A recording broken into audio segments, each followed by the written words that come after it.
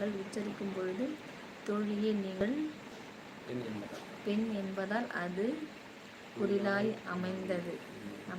நண்பரே ஆடவர் என்பதால் அவர் உச்சரிக்கும் வார்த்தைகள் அனைத்தும் நெடிலாய் அமைகிறது. எல்லாமே வந்து இலக்கணத்தோடு சொல்கிறீங்க.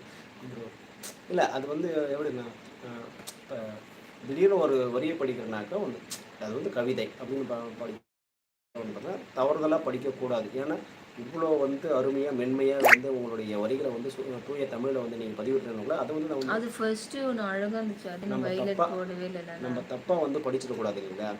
அந்த ஒரு காரணத்தினால தான் சிஸ்டர் வந்து ஸ்லோவில் வந்து அவங்க வந்து அதை வந்து இதை படிப்பாங்க.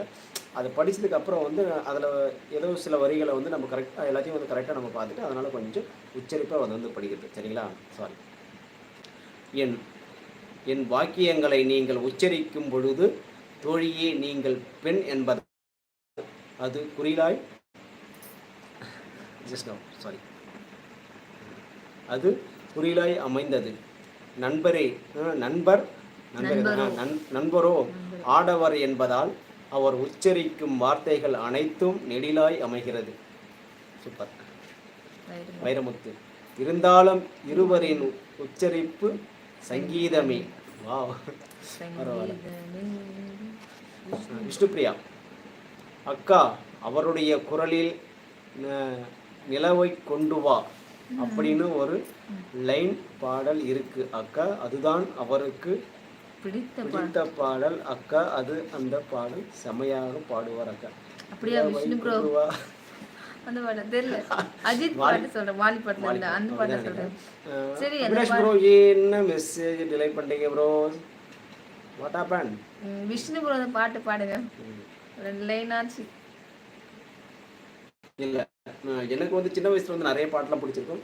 இருந்தாலும் ஒரு மனதுக்கு இதமான ஒரு சுகமான ஒரு சோகமான ஒரு பாடல்னா அது ஒரு சில ஒரு 2 வரி மட்டும்தான் பிடிக்கும். அது எதனாலன்னு கேட்டினாக்கா, தாய் மனசு தங்கம் நான் அறிஞ்ச தெய்வம் நன்றி சொல்ல போதாதையா 7 ஜென்மம் இது மாறாத சொந்தம் ஊட்டி வளர்த்திருந்தா தூங்க பாட்டு படிச்சிடுவா. அதுக்கப்புறம் வரி தெரியல. தாயின் மடியில தான் என்னைக்கு துன்பம் இல்லை, என் தாய் மனசு வெல்ல அது நான் அறிஞ்ச முல்ல, என் தாயாரால தான் தொல்ல ஒரு காலத்திலும் இல்லை.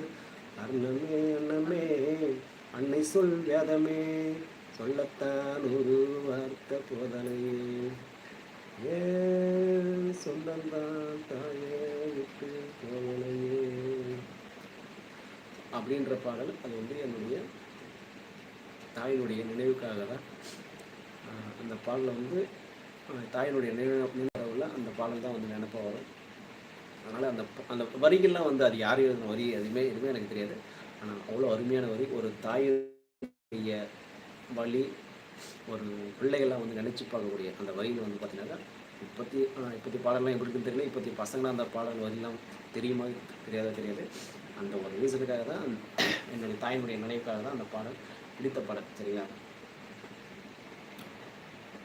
அதேமாதிரி ரொம்ப நாளைக்கு அப்புறம் ஏதோ ஒரு என்ன சொல்ல எல்லாத்தையும் தொடச்சி எடுப்பாங்க அப்படின்ற மாதிரி ஒரு சூட்கேஸில் வந்து எடுத்து பார்க்கல பார்த்தீங்கன்னா, எங்கள் அம்மானுடைய ஓட்டர் ஐடி கார்டு வந்து கிடைச்சிருச்சு.